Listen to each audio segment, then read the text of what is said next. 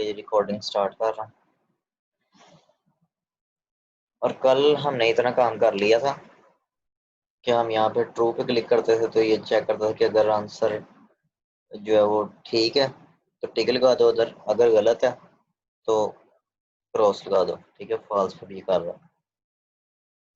और नेक्स्ट एक टास्क दिया था, वो आपने किया था?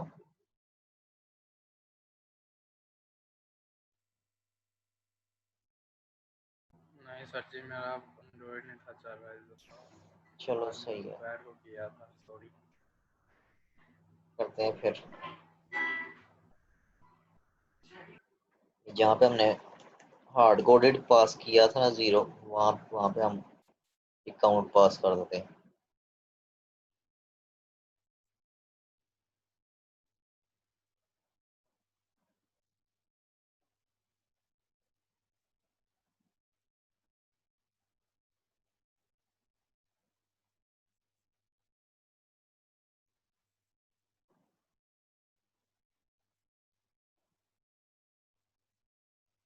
तो नहीं कहीं रह गया, चलाते हैं जी इसको।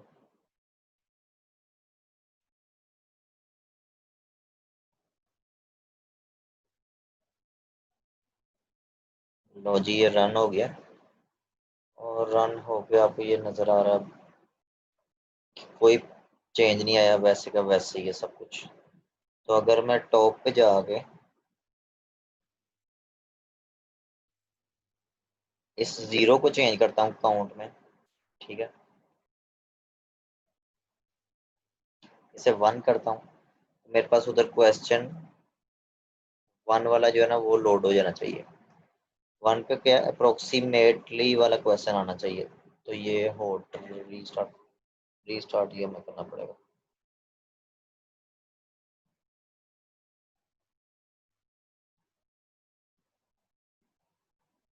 ठीक हो गया। अब ये 1 वाला आ गया और आंसर भी उसके अकॉर्डिंग चेंज हो गया होगा। इसका आंसर 2 था तो ट्रू करते, ये ट्रू आ गया। ठीक हो गया। ठीक है। तो हमारी फंक्शनलिटी इस वे में अगर आप देखो तो वर्किंग है। तो हमने करना क्या था कि इधर 0 ही है, जैसे ही यूजर अपना आंसर लगा ले तो नेक्स्ट क्वेश्चन आ जाए। ठीक है, तो नेक्स्ट ठीक क्वेश्चन, अब ये देखो अगर वो इधर ऑन प्रेस में आता है इस बटन के, ठीक है, तो जैसे ही वो क्लिक करेगा तो क्या हो जाएगा, काउंट प्लस प्लस। ठीक है, है। और सेम चीज उधर हो जाएगी। ये हमने वो काउंट का वेरिएबल लगा दिया अंदर। हाँ, उसकी वैल्यू 0 है ना, तो फर्स्ट क्वेश्चन लोड होगा। ठीक है, जैसे ये प्लस प्लस होगा तो नेक्स्ट वैल्यू उसकी लोड हो जाएगी।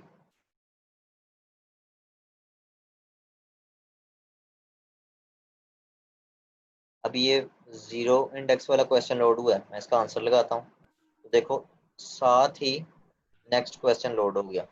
नेक्स्ट क्वेश्चन आ गया। लेकिन एक प्रॉब्लम आई है, वो प्रॉब्लम देखी है आपने? वो टिक पीछे आ रहा है। फर्स्ट क्वेश्चन का आंसर जो था वो क्या था, फॉल्स था। फॉल्स। लेकिन मैंने ट्रू लगाया तो उसने फॉल्स नहीं, उसने टिक लगा दिया। वो इसलिए कि ये काउंट जो है ना, ये मैंने यहाँ पे इंक्रीमेंट कर दिया। ठीक है, अब ये काउंट की वैल्यू 0 से 1 हो चुकी थी, जबकि निचली इंडेक्स पे आंसर्स के अंदर काउंट है, तो वो आंसर जो है वो 1 इंडेक्स का चेक कर रहा था। ये प्रॉब्लम आई। ठीक है, तो हमारा यहाँ पे लगाना लॉजिकल एरर कहलाएगा। ठीक है, इसलिए आपने यहाँ पे नहीं लगाना, ये आपको खुद लॉजिक चेक करनी पड़ेगी कि आपने कोडिंग में लॉजिक क्या लिखी हुई है।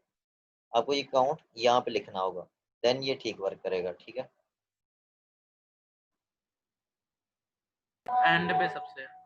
हाँ, क्योंकि वो काउंट यहाँ पे भी तो यूज हो रहा है। जब आप इस यूजेज के ऊपर चेंज कर दोगे तो इसका मतलब वो निचली यूजेज को खराब करेगा। तो आप चलाते हैं और देखते हैं। अब अगर मैं 0 इंडेक्स के क्वेश्चन पे ट्रू करता हूँ तो इट मीन्स कि उससे नीचे क्रॉस देना चाहिए, क्योंकि वो आंसर गलत है। ये 0 इंडेक्स का क्वेश्चन, अब मैं ट्रू करता हूँ तो नीचे क्रॉस आ जाता है और नेक्स्ट क्वेश्चन हमारा लोड हो जाता है एज एक्सपेक्टेड। ठीक है, और इसका आंसर क्या है बोला, ट्रू है, तो मैं ट्रू लगाता हूँ, टिक आ रहा है। इसका आंसर भी ट्रू है तो मैं ट्रू लगाता हूँ, टिक आ रहा है। और ये देखो ये क्या हो गया, बताओ जी ये क्यों हुआ? ये हमारे पास वो प्लस प्लस का वही क्या हुआ प्लस प्लस? वापस नहीं ना आ रही। हाँ बिल्कुल। फिर रोला भरा पे आया वो तो दोबारा क्वेश्चन नंबर 1 नहीं आ रहा हमारा, इसलिए आ रहा है। हाँ वही इसकी वजह से आया जी। एक काउंट प्लस प्लस, उसके बाद इसकी वैल्यू क्या हो गई थी? 2 के बाद देखो 3 इंडेक्स पे कुछ भी नहीं थ्री पड़ा। थ्री हो हाँ जी। 3 इंडेक्स पे कुछ भी नहीं है तो 3 हो गई थी इसकी वैल्यू, जो कि हमने नहीं होने देनी। तो हम उस चीज को कैसे रोक सकते हैं? हम रोक सकते हैं जी कि इफ, और इफ में हमारे पास वो जो है स्कोर कीपर है, नहीं स्कोर कीपर नहीं, वो जो काउंट क्वेश्चंस की लेंथ देख लेते हैं ना, क्वेश्चन डॉट लेंथ, लेंथ इस तरह से। अगर क्वेश्चन की लेंथ जो है वो काउंट से बड़ी है,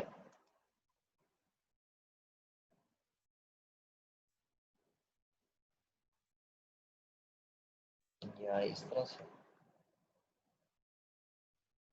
क्या ये लॉजिक ठीक है? देख लो हमारी लिस्ट जो है उसकी लेंथ जब तक इससे बड़ी है काउंट से, तब तक तो प्लस करें। हाँ ठीक हो ये ठीक है।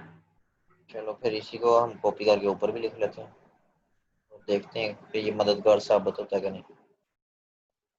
इस लॉजिक के अकॉर्डिंग क्या होगा आपके ख्याल में अगर ये लॉजिक यूज करते हैं? क्या इफेक्ट देगा? मतलब कि काउंट जब तक क्वेश्चंस की लेंथ 2 तक रहेगी इंक्रीमेंट होता रहेगा। जैसे ही क्वेश्चन की लेंथ 4 3 एक मिनट हाँ 3 जैसे ही 4 क्वेश्चन की लेंथ 3 होगी तो क्या होगा? वो बड़ा हो जाएगा। ये हमने गलत नहीं लगाई। क्या गलत है इसमें? ये तो ट्रू हो जाएगी। काउंट 1 होगा जी, पहले 1 आएगा। ये देखो ये फिर 1 से एरर 2 आ गया। 3 कैसा? 4 काउंट 1। फिर से एरर आ गया।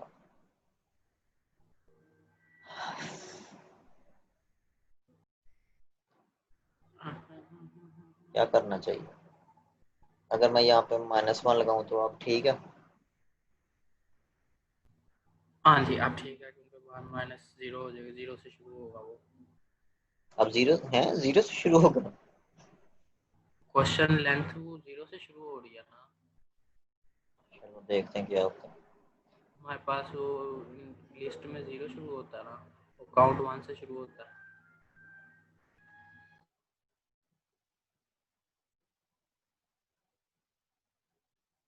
तो जी 0 इंडेक्स, 1 इंडेक्स, 2 इंडेक्स, और बस यहाँ पे स्टॉप हो गया। ये क्या हुआ? तो ये हम, बस लूप से बाहर आ गया। हाँ हमने उस इफ में कोई ना कंडीशन से बाहर आ जाए। ये चीज तो कर दी है, लेकिन इसके साथ ही साथ हमें एक और काम करना है, यहाँ पे एल्स लगाना है। ठीक है? और एल्स में हमने क्या लिखना है? Count is equal to 0।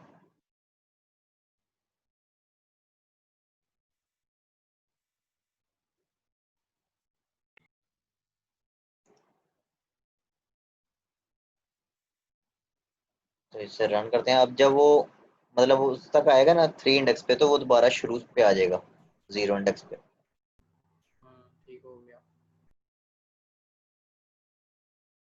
Less than equal नहीं लगा सकते, less than equal, less than equal, अच्छा ग्रेटर देन की बजाय लेस देन इक्वल, यानी क्वेश्चन की लेंथ जो है वो काउंट से लेस देन इक्वल होगी?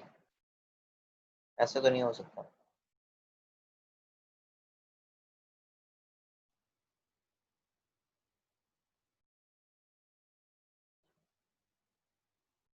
देखो फिर शुरू से,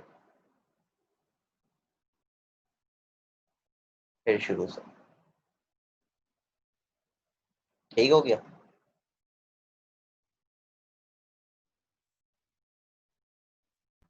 ठीक हो गया। चलो अब हमारी चीज बिल्कुल ठीक है इस वक्त। ठीक है, हमारी चीज में मसला नहीं है, लेकिन हमने अब ऊप के थ्रू इसी काम को करना है, इसमें ऊप इम्प्लीमेंट करनी है। ठीक है, ये कोड बहुत ज़्यादा हमारा ना बिखरा हुआ टाइप का, तो हमने ऊप का इम्प्लीमेंटेशन करनी है। नहीं मीन्स हम यहाँ पर ये साइन भी तो यूज कर, लेस देन ग्रेटर देन।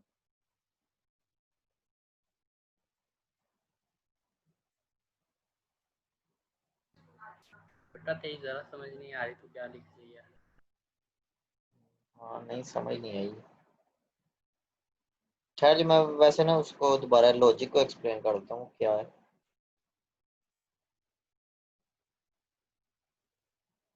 अच्छा, ये क्वेश्चंस की लेंथ हमारे पास क्या है भला? 3 क्वेश्चन है उसमें। ठीक है, ऊपर जो हमने लिस्ट बनाई है ना उसमें 3 क्वेश्चन है। उन तीनों क्वेश्चन की हमारे पास जो अरे इंडेक्स अगर आप बात करो तो कौन कौन सी हो सकती है? 0, 1 0 और 2। 1 2। 3 पे कोई वैल्यू नहीं हो सकती, ऐसा ही है। ठीक है, तो हमने करना क्या है कि 0, 1, 2 पे तो काउंट प्लस प्लस हो। अब फर्ज करो इसकी लेंथ इस वक्त थी 3। ठीक है, इसकी लेंथ क्या थी? 3, और काउंट की वैल्यू थी 0। लेंथ 3, काउंट की वैल्यू 0। तो अभी इस -1 को ना इग्नोर करो, इसे इग्नोर करते हैं। इसकी वैल्यू थी 3, इसकी 0। ये इफ के अंदर आ जाएगा और काउंट को 1 कर देगा। नेक्स्ट टाइम क्या होगा? इसकी वैल्यू होगी 3, इसकी वैल्यू होगी 1। अब फिर ये इसके अंदर आ जाएगा और इसे प्लस प्लस कर देगा। अब इसकी वैल्यू है 3, इसकी वैल्यू हो गई 2। 3 ग्रेटर देन 2 अगेन वर्क कर जाएगा और ये इसमें आ जाएगा, और अब उसकी वैल्यू को कर देगा 3। ठीक है, अब जब है ना वो 3 ग्रेटर देन 3, वहां पे वो एल्स में आ जाएगा। ठीक है, हालांकि 3 ग्रेटर देन नहीं, वो इक्वल टू है। ठीक है, तो पहले जो हमने सिनेरियो किया था उसमें तो हमने एल्स का इस्तेमाल ही नहीं था किया इस तरह से। उसमें जब वो 3 इक्वल टू 3 होता था तो क्या होता था कि वो हम क्लिक कर जाते थे, आगे कुछ भी नहीं था, बल्कि 3 इक्वल टू 3 हो जाता था। सॉरी, मैं बताना चाह रहा था कि 2 के बाद ये 3 हो गया। ठीक है, यानी जब ये 3 था लेंथ, ये थी 2, तो ये अंदर आएगा और इसकी वैल्यू को क्या कर देगा? 3। अब वो 3 जब ऊपर जाएगा ना, अब वो आइट्रेशन अगली भी तो होनी है ना, अगली आइट्रेशन में क्या करेगा? वो 3 यहाँ पे पुट हो जाएगा इस जगह पे आंसर्स और 3, और इस 3 इंडेक्स पे कुछ भी नहीं पड़ा, ये 3 इंडेक्स खाली है, जिसकी वजह से एरर आता है। तो हमने इसे 3 वैल्यू होने ही नहीं देना। ठीक है, हम चाहते हैं कि इसकी वैल्यू 3 कभी ना हो। तो हम अगर इस तरह से कर दें तो क्या होगा कि ये इसे 2 एज्यूम करेगा। ठीक है, ये इसे 2 एज्यूम कर लेगा क्योंकि ये 3 - 1 2 हो गया। तो 2 ग्रेटर देन 0 चलेगा, 2 ग्रेटर देन 1 चलेगा, 2 ग्रेटर देन 2 जब है ना, तब वो फॉल्स हो जाएगा और इसमें आ जाएगा, यानी उसकी वैल्यू को 3 नहीं वो होने देगा। ठीक है, तो ये सिनेरियो चल रहा है। 2 इंडेक्स तक तो जाना चाहिए, 2 इंडेक्स ऊपर लोड भी हो रही है, लोड होके आ रहा है, लेकिन 2 के बजाय बाद वो 3 पे नहीं जाना चाहिए। ठीक है, वहां पे हमने उसे 0 कर देना। ठीक हो गया। अब नेक्स्ट ऊप की बातें कर लें। ऊप पहले मुझे बताओ कि आपको वाकई ठीक से आती है कि नहीं आती है? नहीं आती तो हम पहले ऊप को अच्छी तरह एक दफा देख लें। कोई नहीं आती। नहीं आती, चलो फिर हम डार्ट पैड पे चलते हैं और थोड़ी सी ऊप कर लेते हैं प्रैक्टिकली। और आई थिंक ये आपका लास्ट चांस होगा ऊप को अच्छी तरह सीख लेने का। ठीक है, क्योंकि बुक वाला चांस तो गुजर गया हुआ है। ठीक है, यूनिवर्सिटी लाइफ में, उसमें सप्ली और भी है, ये अब उसमें सप्ली प्रैक्टिकली भी आपको आएगी। मिल रहा है। तो जी ऊप क्या होती है?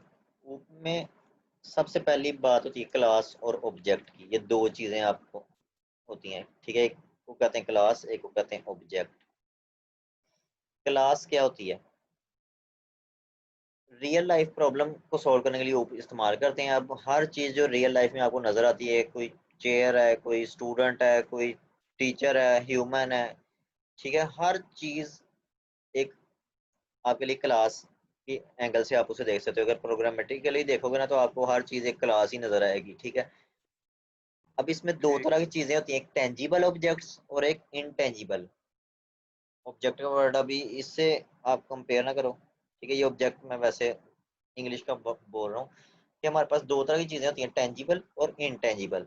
टेंजिबल में ऐसी चीजें जिन्हें हम छू सकते हैं, ठीक है। ये चेयर की मैंने मिसाल दी, ह्यूमन की मिसाल दी, ठीक है, टीचर की मिसाल दी, स्टूडेंट की, ठीक है। ये सब क्या है, टेंजिबल चीजें हैं। तो ऐसी चीजें जो टेंजिबल हैं वो भी क्लास बन सकती हैं, और ऐसी चीजें जो इनटेंजिबल हैं यानी जिन्हें छू नहीं सकते, लाइक डेट और टाइम, ठीक है, इन्हें छू नहीं सकते लेकिन इनकी भी आप क्लास बना सकते हो, ठीक है। सही। अब क्लास कैसे बनती है जी, क्लास को थोड़ा सा मजीद एलेबोरेट कर लेते हैं। क्लास होता क्या, क्लास एक खाका होता है या ब्लूप्रिंट कह सकते ब्लूप्रिंट। हो, ठीक है। होता है जो कि कुछ अमाउंट ऑफ वैल्यूज को होल्ड करता है। जैसे हमने पहले एक दफा वेरिएबल पढ़ा था जब हमने स्टार्ट की थी प्रोग्रामिंग, ठीक है। वेरिएबल में क्या था, आप कोई वैल्यू स्टोर कर सकते हो। स्टोर करवा कौन सी वैल्यू, पर्टिकुलर डाटा टाइप वाली। अगर इंट है तो वो इंट की वैल्यू स्टोर करा रहे हो, फ्लोट है तो फ्लोट की, ठीक है। इस तरह से कोई ना कोई वैल्यू आप स्टोर करवाते हो। लेकिन क्या प्रॉब्लम अराइज होती है कि सिर्फ एक वैल्यू ही स्टोर करवा सकते हो, ठीक है। आप उस वेरिएबल में अगर इंट की वैल्यू स्टोर करवा ली तो एक ही, अगर उसके ऊपर कोई दोबारा वैल्यू स्टोर करवाओगे तो वो पिछली को रिप्लेस करेगी, ठीक है। तो अगर मल्टीपल वैल्यूज करनी होती है तो हमने फिर अरे का कंसेप्ट निकाला जी। अरे में हम मल्टीपल वैल्यूज ऐड करी जा रहे हैं, ठीक है। लेकिन उसमें क्या था कि सारी की सारी जो हम वैल्यूज डालते थे ना अरे में, वो सेम डाटा टाइप की होती थी। अगर इंट की अरे बनाइए तो उसमें सारे ही इंटीजर ही ऐड हो रहे हैं, स्ट्रिंग की बनाइए तो उसमें सारे स्ट्रिंग ही ऐड हो रहे हैं, ठीक है।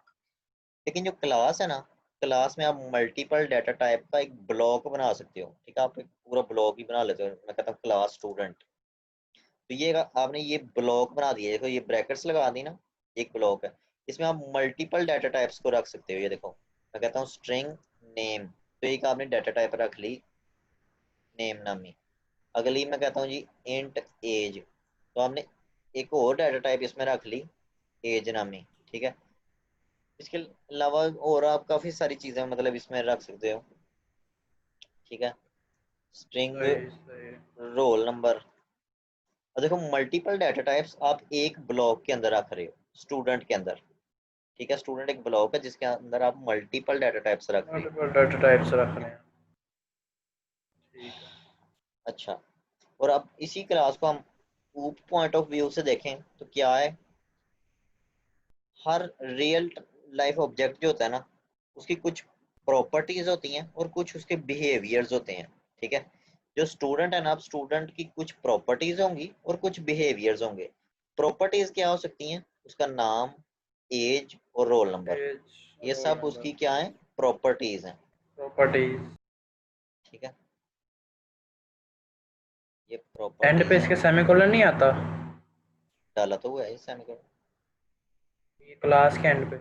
नहीं यार, वो सी प्लस प्लस में आता था, इसमें नहीं आता, ठीक है। अब ठीक हो गया। प्रॉपर्टीज जितनी होती है ना, उनका आपने क्या करना होता है, उनके वेरिएबल बना देने होते हैं।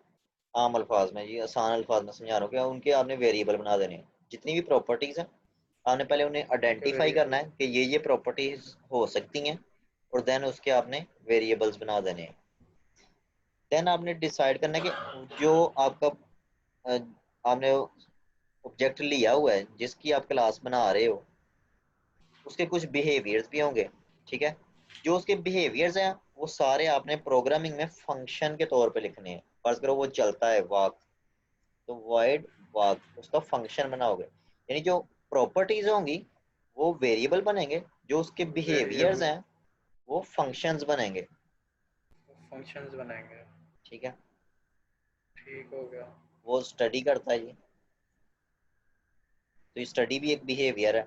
वो खाता है, तो ये सब बिहेवियर्स हैं। जो बिहेवियर होते हैं वो हमेशा फंक्शंस होंगे, जो प्रॉपर्टीज होंगी वो क्या होंगी, प्रॉपर्टीज। वेरिएबल्स होंगी, वेरिएबल्स। ठीक है। ये आसान अल्फाज में है, ठीक हो गया। ठीक हो गया।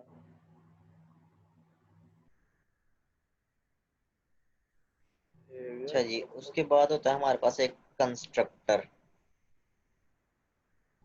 ठीक है। आप कंस्ट्रक्टर बनाते हो।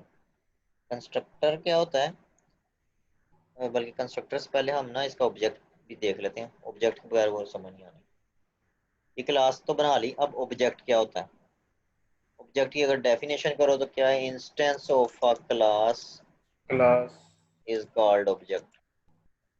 कि जो क्लास है उसका इंस्टेंस जो है वो ऑब्जेक्ट होता है। अब इंस्टेंस से क्या मुराद है भाई, मैं ये मेन के अंदर आया, वॉइड मेन के अंदर, और जैसे हम लिखते थे इंट एक्स, अगर मैं इंट एक्स की बजाय लिख दूं स्टूडेंट एक्स, ठीक है, तो स्टूडेंट एक क्लास है और एक्स क्लास उसका ऑब्जेक्ट है, ऑब्जेक्ट होगा। ठीक है।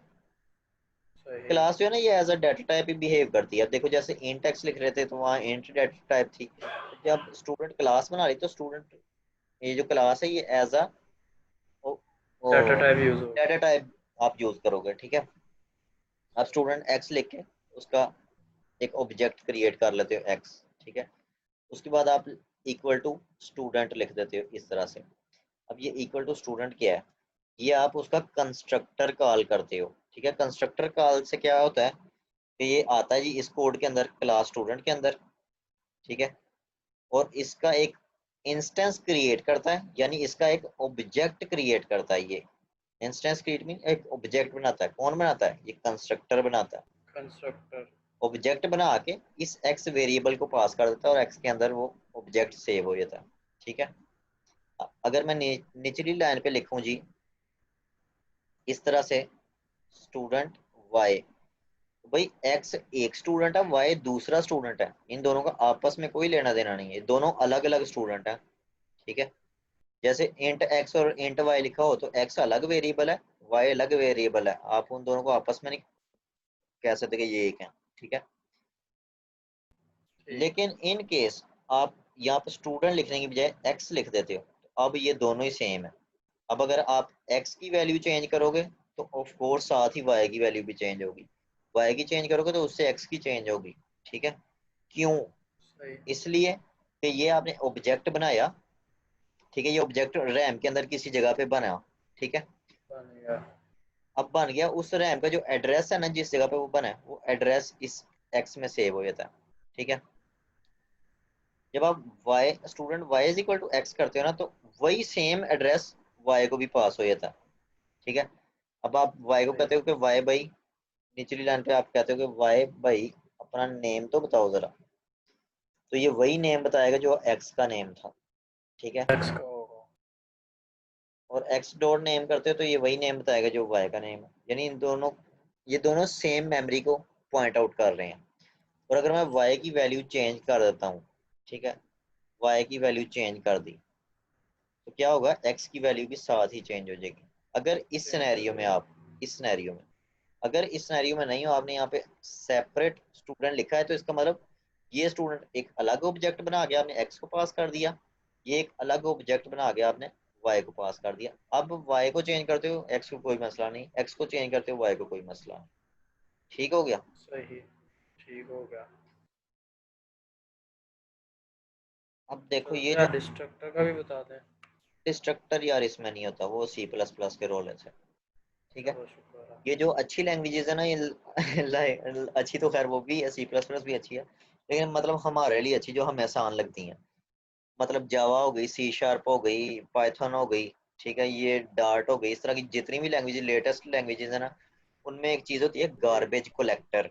गार्बेज कलेक्टर क्या करता है कि रैम जो फ्री में जाया हो रही है ना, मतलब जो कोई काम की नहीं है और आपने बिला वजह जगह ऑक्युपाई की है, उसे साथ साथ फ्री करती रहती है ताकि आपका कंप्यूटर स्लो ना हो।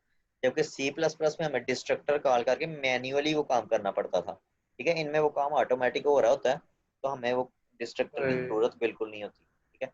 डिस्ट्रक्टर का मेन काम क्या होता है कि रैम में कुछ चीजें जिन्होंने बिला वजह जगह ली हुई है उसको वाइप आउट कर देना, ठीक है। सही हो गया। तो यहाँ पे ऑटोमेटिक वो काम होता है गार्बेज कलेक्टर के थ्रू, तो हमें नहीं करना पड़ता, ठीक है? अब ये कंस्ट्रक्टर, अगर तो हमने क्लास के अंदर कोई कंस्ट्रक्टर बनाया हुआ है तो वो कॉल होगा, अगर नहीं बनाया तो बाय डिफॉल्ट ही एक कंस्ट्रक्टर हर क्लास का खुद से क्रिएट हो जाता है, ठीक है। लेकिन हमें बाय डिफॉल्ट नहीं, हमें खुद से चाहिए तो हम इस तरह से कंस्ट्रक्टर क्रिएट कर लेंगे यहाँ पे, ठीक है। अब इसके अंदर आप जो भी कोड लिखोगे, प्रिंट हेलो, तो इसको मैं रन करता हूँ। अच्छा ये एरर देखो, ये यहाँ पे एरर दे रहा है, ये कहता है कि यहाँ पे सेमी कोलन नहीं आपने डाला।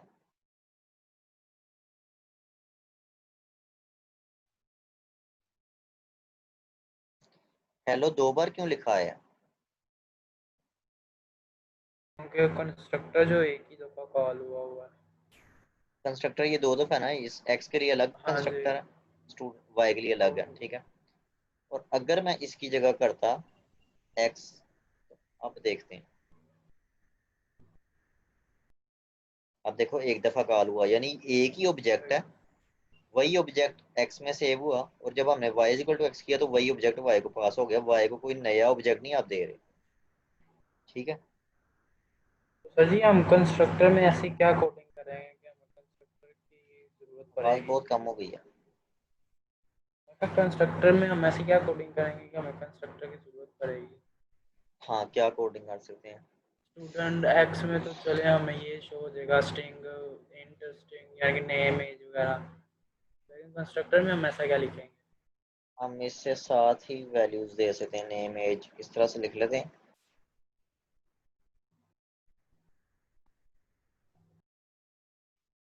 इसमें पता नहीं दिस, दिस, हाँ ठीक है, दिस वर्किंग है। और दिस डॉट एज करके इक्वल टू एज कर देते हैं। इससे इसकी वैल्यू सेट हो गई। फर्ज करो ये मैं ना लिखता इस तरह से, मैंने ये नहीं लिखा फिलहाल। अभी हम वहीं पे हैं जहाँ पे हमने हेलो प्रिंट कराया था, मैं दोबारा आपको शुरू से एक और चीज मेरे जहन में आई है। अभी हम यहाँ पे हैं, हेलो हेलो प्रिंट हो रहा है। अब मैं ये हेलो को मिटा ही देता हूँ, ये हमें प्रिंट नहीं करवाना बिल्कुल भी। और ये मैं एक ऊपर से ना मिटा ही देता हूँ, सिर्फ एक्सरे। देखते हैं क्या हो रहा है, कुछ भी नहीं प्रिंट हो रहा फिलहाल, ठीक है, कुछ भी नहीं प्रिंट हो रहा, सिंपल। मैं कहता हूँ जी x print x dot name, के एक्स का जो नेम है ना वो प्रिंट कर दो। क्या ख्याल है आपका? नहीं चलेगा। नल आया, नल। ये कैसे आया? भाई आपने उसको नेम ही नहीं दिया जब, ठीक है, आपने उसको नेम पास ही नहीं किया, तो वो बेचारा क्या नेम प्रिंट करवाएगा? देखो आप उसे वैल्यू नहीं दे रहे, वो सही सही। वो तो नल है ना। आपने उसको ये एक्स ऑब्जेक्ट बना लिया, ठीक है, एक्स ऑब्जेक्ट बन गया, लेकिन उस एक्स ऑब्जेक्ट के अंदर आपने उसका नेम प्रॉपर्टी तो सेट ही नहीं की, तो वो बेचारा क्या करेगा? आप कंस्ट्रक्टर के अंदर ऐसे काम जिनसे आपको नल लाने का अंदेशा हो, या आप कुछ चेंज करना चाहो उसमें, तो आप सेट कर सकते हो बाय डिफॉल्ट, ठीक है। अब ये चीजें बाय डिफॉल्ट इसकी सेट हो जाएंगी, एज इज इक्वल टू 0 और roll number is equal to 0, ठीक है। अब अगर मैं वो एक्स डॉट नेम को प्रिंट करवाता हूँ ना, तो इससे सॉरी ये 0 नहीं हो सकता क्योंकि ये स्ट्रिंग है, स्ट्रिंग। इसे भी मैं ऐसे ही रख लेता हूँ।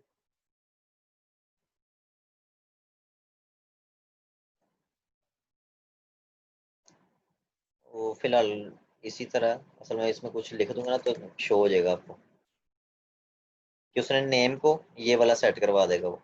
ये देखो, अब मैं उसे नेम कह रहा हूँ ना तो वो कहता है भाई ये नेम है, क्योंकि हमने उस कंस्ट्रक्टर में वैल्यू रख दी है, ठीक है, कि बाय डिफॉल्ट उसकी वैल्यू ये रखनी है, ठीक है। अब आपको मैं सही। इसकी रियल लाइफ एग्जांपल दे देता हूँ कि भाई पुराना नोकिया का मोबाइल होता था, ठीक है, वो आपके हाथ से छूटा, गिर गया, बैटरी निकल के बाहर, बंद हो गया मोबाइल। आपने बैटरी दोबारा लगाई, उसे ऑन किया, तो उस पर 9 बजे होते थे, ठीक है, हमेशा 9 बजे होते थे। उन्होंने उसके कंस्ट्रक्टर में वैल्यू टाइम की 9 दी हुई थी, ठीक है। कंस्ट्रक्टर में जो चीज आप वैल्यू दे दोगे, वो जैसे ही एक नया ऑब्जेक्ट बनेगा उसे डिफॉल्ट वैल्यू असाइन हो जाएगी उसी वक्त, ठीक हो गया। तो अच्छा अब सर जी आप, एक और ऑब्जेक्ट बनाएं ज़रा।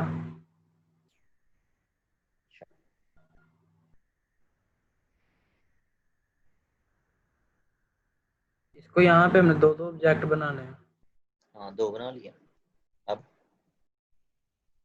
इसको रन करें। अभी तो फिलहाल यही प्रिंट होगा जो हो रहा है, वाई बना लिए तो लेकिन अगर वाई हमने अभी, इन्हों को चेंज करना हो यानी कि इन्हों के नाम वगैरह, हम्म। वो कैसे होंगे? दोनों के नाम डिफरेंट हैं ये कह रहे हो ना? हाँ जी।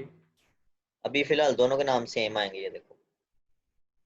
वो तो ठीक है, वो क्योंकि हमने नीचे कंस्ट्रक्टर में दे दिया हुआ है। आप तो ऐसे तो एक से ज्यादा कंस्ट्रक्टर बना सकते हो। ये देखो, ये मैंने ऐसे दूसरा तो हमारा कंस्ट्रक्टर बनाया, और यहाँ पे मैं आर्गुमेंट्स दे देता हूँ जी, स्ट्रिंग नेम, या नेम नहीं एन, आपकी आसानी के लिए आपको समझ आ जाएगी।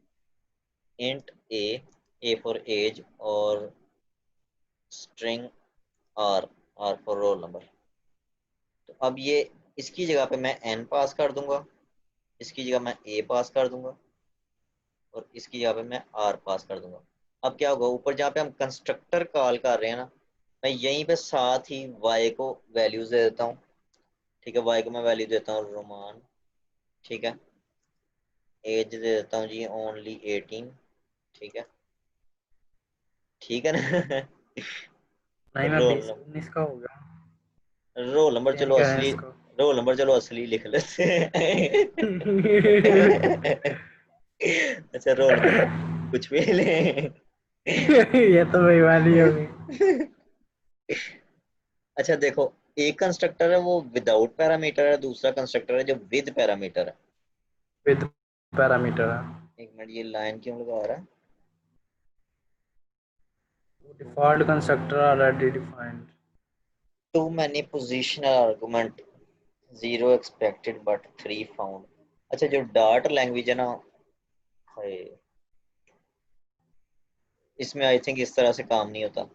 सी प्लस प्लस में अगर ये चला रहे होते तो बिल्कुल ठीक चल रहा था, जावा में चला रहे होते बिल्कुल ठीक चल रहा था, लेकिन ऊपर वाला डार्ट। कोड रेज करें, क्या? ऊपर वाला कोड रेज करें, ऊपर वाला कंस्ट्रक्टर रेज करें। हाँ, फिर वो, उसे कोई मसला नहीं है हमसे। ठीक है, फिर हाँ ये ठीक अब है। उसे कोई मसला नहीं है, लेकिन हम दोनों कोड लिखे बगैर भी काम कर सकते हैं। ये मतलब ऊपर वाला कोड का काम भी हो जाएगा, और कोड एक ही लिखा होगा। ये देखो, मैं इस जगह पे आके, ये जो जगह है, जी। यहाँ पे इसके इर्द गिर्द ब्रैकेट्स लगा दी मैंने। ठीक है, इसके इर्द गिर्द मैंने ब्रैकेट्स लगा दी हैं।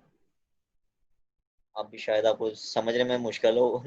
मैं एन कॉलन लगाता हूँ इधर, यहाँ पे ए कॉलन लगाता हूँ, और यहाँ पे आर कॉलन लगाता हूँ, तो ये एरर चला गया। अब देखो जी, ऊपर मैंने विदाउट पैरामीटर कंस्ट्रक्टर दिया। ठीक है, विदाउट पैरामीटर कंस्ट्रक्टर तो भी चल रहा है, तो भी चल रहा है। एक मिनट, यहाँ पे इसको हम वैल्यू भी दे सकते हैं, आई गेस सो। ये मैं समझाता हूँ, आई थिंक ये आपको बहुत अजीब लग रहा होगा। नहीं, तकरीबन आ गई समझ गया मैं। अगर ये ब्रैकेट लगाने से पहले हम सिर्फ वो नाम लिख रहे थे, ब्रैकेट लगाने के बाद हमने नेम, एन का वो, ए का ये, आर का ये। अच्छा, ये देखो, अब मैंने एक्स का नेम प्रिंट करवाया, तो एक्स का नेम क्या है भला? एम्प्टी। एम्प्टी। वाई का नेम प्रिंट कराया तो वाई का नेम क्या आया? रोमान। रुमान। कैसे? जब ये कंस्ट्रक्टर कॉल हुआ जिसमें कोई आर्गुमेंट नहीं था, नहीं था।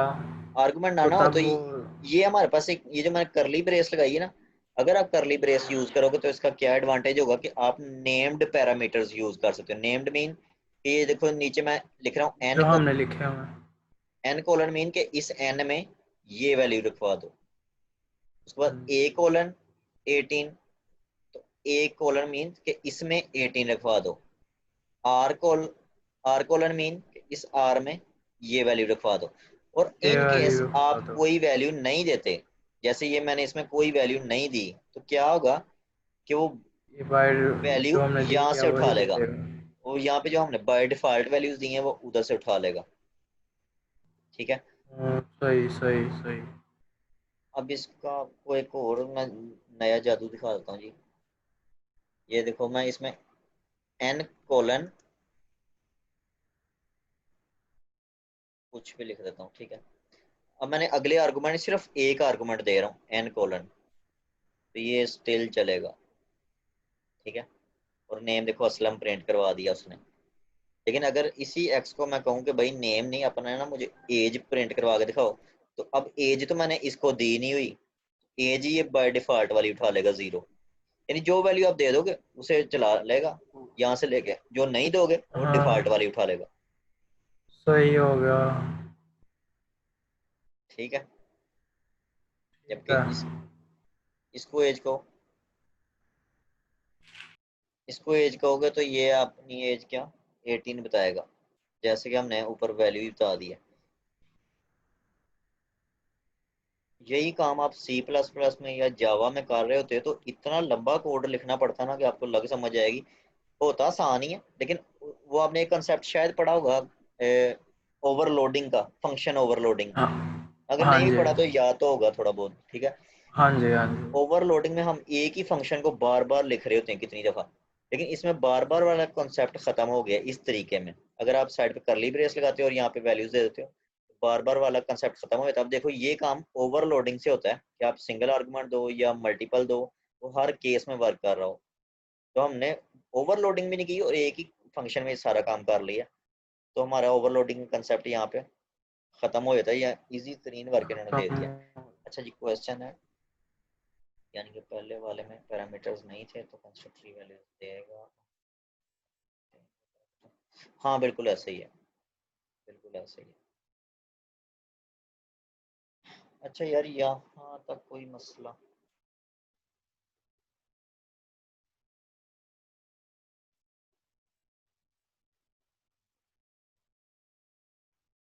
नहीं है। अब मैं ये प्रिंट यहाँ से उठा लेता हूँ,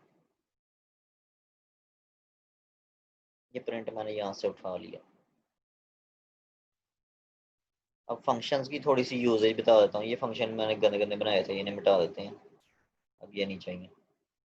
अब मुझे एक फंक्शन चाहिए जी, वॉइड डिस्प्ले का। ये क्या करेगा भला, ये प्रिंट करवा देगा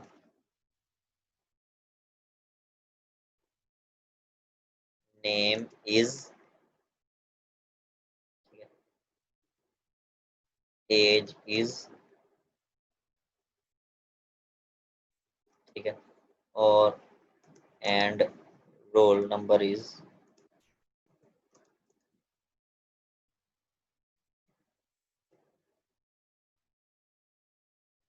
लॉजिक फंक्शन बना लिया जिसने ना ये सारी चीजें, उसका नेम एज वगैरह एक बार में प्रिंट करवा देना। तो दो मैंने ये ऊपर बना लिए हुए हैं ऑब्जेक्ट्स। मैं कहता हूँ एक्स डॉट, डॉट के साथ मैं ना फंक्शन को भी कॉल कर सकता हूँ। ये देखो डिस्प्ले को कॉल कर लिया, ठीक है। और इसी तरह मैं नीचे